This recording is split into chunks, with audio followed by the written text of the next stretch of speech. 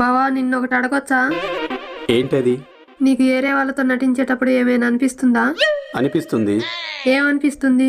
వాళ్ళు ఫాగ్ వాడుతున్నారనిపిస్తుంది. బావా నీకు అసలు జీవితంలో సీరియస్ అనేది ఉండదా? ఎందుకు ఉండదో? మొన్న గుడి దగ్గర అందరికి పలారం పెట్టి నా దగ్గరకు వచ్చేసరికి అయిపోయింది చూడు. అప్పుడు మామూలు కోపం రాలా. ఇంకెప్పుడు పలారం పంచులు ఇవేనా?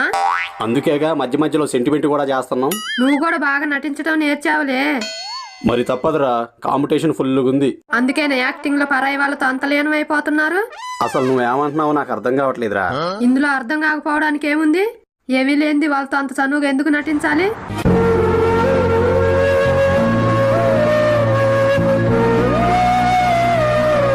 చూడు లక్ష్మి, కళ అనేది కలంకం లేనిది.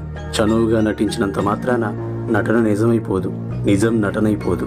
అది కేవలం నటన మాత్రమే. సారీ బావా, అపార్థం చేసుకున్నాను.